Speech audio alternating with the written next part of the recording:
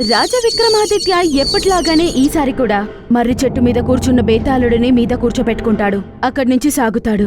కానీ ఈసారి కథ పూర్తిగా వేరే. విక్రమ్, మాటి మాటికి నువ్వు నన్ను తీసుకోవడానికి ఎందుకు వస్తుంటావు? నీకు తెలుసు కదా నేను నీకు అంత సులువుగా దొరకనని. అయినప్పటికీ నన్ను ప్రతిసారి తీసుకెళ్లే ప్రయత్నం చేస్తావెందుకు? విక్రమ్ బేతాళుడి యొక్క ప్రశ్నకి ఏమీ బదిలివ్వకుండా మౌనంగా అక్కడి నుంచి వెళ్తాడు. నా ప్రశ్నకి సమాధానం చెప్పావని నాకు తెలుసు. ఎందుకోసమంటే నువ్వు చెప్పగానే నేను మళ్ళీ రావి చెట్టుపైకి వెళ్ళిపోతానని కదా. దీని గురించి భయపడుతున్నావు కదూ? ఈసారి కూడా విక్రమ్ బేతాళుడికి ఏ జవాబు చెప్పడు. నువ్వేం చెప్పవని నాకు అర్థమైపోయింది. నువ్వు ధర్మాన్ని అనుసరించే రాజువని నాకు తెలుసు. అందుకే నేను నీకు ఒక కథ చెప్తాను. కథ విన్నాక నువ్వు న్యాయమైన తీర్పిస్తావని నాకు నమ్మకం ఉంది. అయితే కథ విను. తర్వాత బేతాళుడు విక్రమ్కి ఒక కథ చెబుతాడు. ఇది 3 బ్రాహ్మణులు మరి ఒక కన్యకి సంబంధించిన కథ. ఒకరోజు రాజు జైసింగ్ దర్బారు ఏర్పాటు చేసుకుని కూర్చుని ఉంటాడు. అప్పుడే ఒక బ్రాహ్మణుడు వస్తాడు. మహారాజుల వారికి నమస్కారం. చెప్పండి పురోహితులు గారు, నేను మీకు ఏ విధంగా సహాయపడగలను? మహారాజా, నేను నా కూతురి పెళ్లి చేయాలనుకుంటున్నాను. అయితే చాలా మంచి విషయమే. అయితే ఇందులో సమస్య ఏంటి? సమస్య ఏంటంటే మహారాజా, నా కూతురికి 3 సంబంధాలు వచ్చాయి. కానీ నాకు అర్థం కావట్లేదు ఏంటంటే నా కూతుర్ని ఏ అబ్బాయికిచ్చి పెళ్లి చేయాలి అనేది. ఆ 3 అబ్బాయిలు ఎవరైతే ఉత్తముడు ఉంటాడో వాడికి నీ కూతుర్నిచ్చి పెళ్లి చెయ్యు. సమస్య ఇక్కడే ఉంది మహారాజా.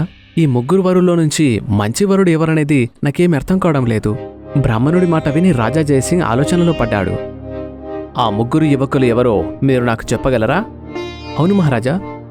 మొదటి యువకుడి పేరు బుద్ధిశంకర్. అతను బాగా చదువుకున్నాడు. రెండో అతని పేరు మణిశంకర్. అతను మాంత్రికుడు. ఇక మూడో అతని పేరు దయానంద్. అతనొక యోధుడు. ఈ 3 కూడా నా కూతుర్ని పెళ్లి చేసుకోవాలనుకుంటున్నారు. అయితే నాకొకటి చెప్పండి, ఇంతకీ మీ కూతురు ఎవరిని పెళ్లి చేసుకోవాలనుకుంటుంది? ఆ విషయం మా అమ్మాయి నాపై వదిలేసింది. నేనేమో నిర్ణయం తీసుకోలేకపోతున్నాను. కాబట్టి మీరే చెప్పండి, ఈ 3 యువకుల్లో ఎవరి యోగ్యులో చెప్పండి. అలా రాజు ఆలోచనలో పడిపోతాడు. ఆ తర్వాత ఆలోచించి చెప్తాడు. పంతులు గారు, మీరు రేపు రండి. దీని సమాధానం నేను మీకు రేపు చెప్తాను. సరే మహారాజా. మహారాజు చెప్పినట్టుగా విని బ్రాహ్మణుడు తన ఇంటికి వెళ్తాడు. అతను ఇంటికి వెళ్ళి చూసేసరికంటే అతనింట్లో భయంకరమైన పరిస్థితి ఉంటుంది. పెళ్లి చేసుకోవాల్సిన తన కూతురు అక్కడ చనిపోయి ఉంటుంది. అయ్యా రామ్లాల్, నీ కూతురు ఆత్మహత్య చేసుకుందయ్యా రామ్లాల్. అలా చెప్పాక ఆ ముసలతను రామ్లాల్కి ఒక పత్రాన్ని ఇస్తాడు. నాన్న, నాకు బాగా తెలుసు వీళ్ళు 3లో ఒక్కరిని ఎంచుకోవడం చాలా కష్టము. వీళ్ళు 3లో ఉత్తమమైన వాడు ఎవరని మీరు వేరే వాళ్ళ సలహా కూడా అడిగి ఉండొచ్చు. నిర్ణయం తీసుకోవడానికి చాలా మీరు ఆలస్యం చేశారు. నన్ను క్షమించండి. అనుకోకుండా తన కూతురు చనిపోవడంతో బ్రాహ్మణుడు చాలా బాధతో ఉన్నాడు. కానీ అనుకోకుండా అప్పుడే అతనికి ఇంకో సమస్య వచ్చి పడుతుంది.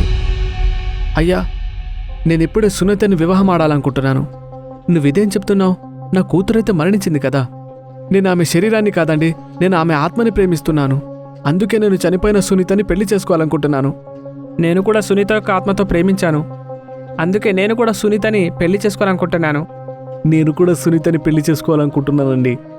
ఆ 3 కూడా శవాన్ని పెళ్లి చేసుకుంటామని చెప్పగానే ఆ బ్రాహ్మణుడు ఆలోచనలో పడతాడు. తర్వాత ఆ యువకులతో ఇలా అంటాడు. రేపు పొద్దున్నే మనం రాజుగారి దగ్గరికెళ్ళి సమస్యని పరిష్కరిద్దాం. తర్వాత రోజు ఆ బ్రాహ్మణుడు 3 యువకుల్ని తీసుకొని రాజుగారి దగ్గరికి వెళ్ళిపోతాడు. మహారాజా, మీరు సమాధానం చెప్పడంలో ఆలస్యం చేశారు. నా కూతురిక ఈ ప్రపంచంలో లేదు. ఏంటి పంతులు గారు, మీరు ఇదేం చెప్తున్నారింతకీ? అవును మహారాజా, తెలుసో తెలియకో బ్రాహ్మణ హత్య పాపం మీకు తగులుతుంది.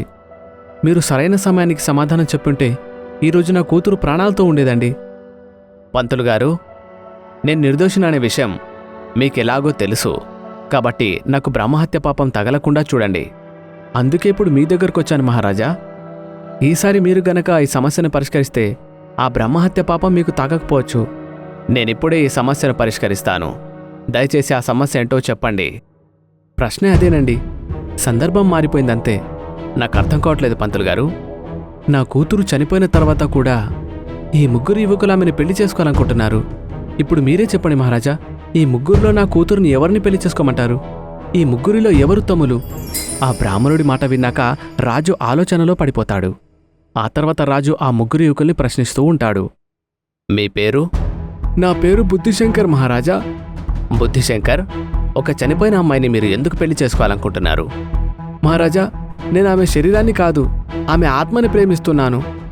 ఈ యువకుడు మంచివాళ్లా కనిపిస్తున్నాడు. లేదంటే చనిపోయిన వాళ్ళని ఎవరు పెళ్లి చేసుకుంటారు? ఆ తర్వాత రాజు వేరే యువకుడిని ఇలా అడుగుతాడు, ఇక మీరు మీ గురించి చెప్పండి. నా పేరు మణిశంకర్ అండి. అయితే మీరు చనిపోయిన మహిళని ఎందుకు పెళ్లి చేసుకోవాలనుకుంటున్నారు? మహారాజా, నేను ఒక మాంత్రికుణ్ణి. చనిపోయిన ఆమె శరీరంలో నేను మళ్ళీ ప్రాణాలు వేయగలను. మణిశంకర్ మాట విన్నాక రాజు ఆశ్చర్యపోతాడు.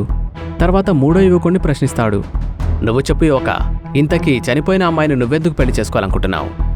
మహారాజా, నేనొక యోధుణ్ణి. నేను ఈ జన్మ ఉన్నంత వరకు ఆమె శవాన్ని రక్షిస్తూ ఉంటాను.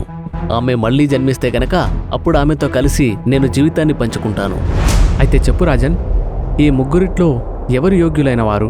బేతాళుడి యొక్క కథ విని న్యాయప్రియుడైన విక్రమ్ రాజా చెప్పాడు, బేతాళుని కథలో సమస్య చాలా క్లిష్టమైంది, కానీ పరిష్కారం కూడా అంతే సులభం. అయితే ఆ సమాధానమేంటో త్వరగా చెప్పు. ఇంతకీ ముగ్గురిట్లో యోగ్యమైన భర్త ఎవడు? త్వరగా చెప్పు, లేదంటే నీకేమీ తెలియదనుకుంటాను నేను.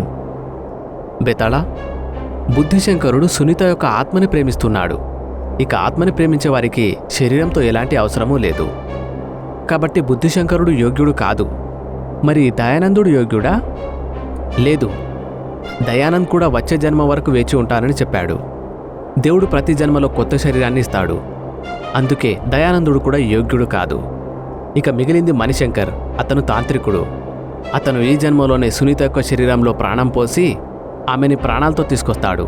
అతను ఈ జన్మలోనే సునీతని పెళ్లి చేసుకొని ఆమెని సుఖపెడతాడు.